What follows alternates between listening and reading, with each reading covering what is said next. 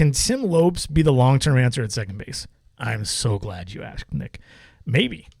I love Lopes. You all know that. I wouldn't say no to this question, but I think Lopes' best value to a team, whether it be a rebuilding team or a good team, is his legit ability to move between second base, third base, certainly shortstop in a pinch, to left and right field day after day and provide value on the bases and do some things at the plate like he's been doing. Could be a multi-year stopgap for the club if Shed Long doesn't prove to be the answer at second base, and I think that's a realistic possibility. He has bat-to-ball skills, gap power that seems to be growing as he gains experience and continues to shorten his swing. He should be a pretty high contact hitter capable of going, 270, 330, 400 over the long haul.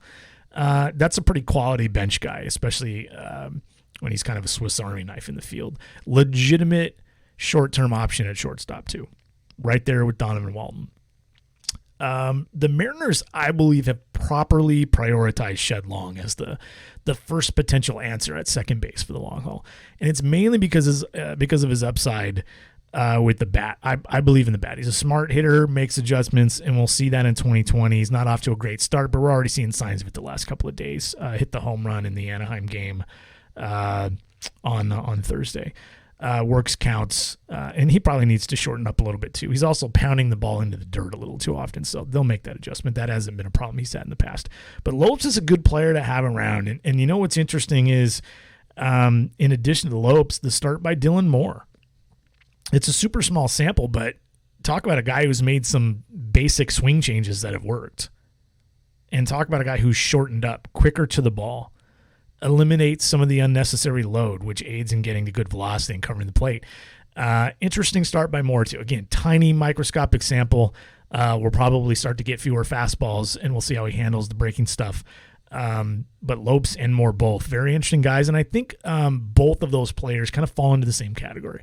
It's probably better that they're not looked at as potential long-term answers at one position because they're actually viable at 2 or 3 or 4 positions. And I like Lopes' versatility a little bit more, but Moore can play shortstop. Dylan Moore can play a little shortstop. He can certainly play second. Probably settle in really nicely as a second, short, third option, but he handles the outfield well enough as well.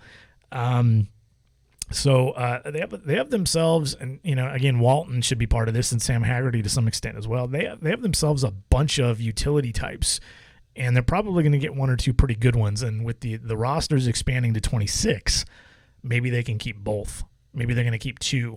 And at this point, it's Lopes and Moore. So, Nick, to directly answer your question, he could be. He could be. I think Shed Long is ahead of him on that chart because of the upside with the bat. And we'll talk about Shed's defense here in a little bit. Thank you, Nick. Appreciate the question. Always fun to chat about Lopes. Lopes is my dude. You guys know that.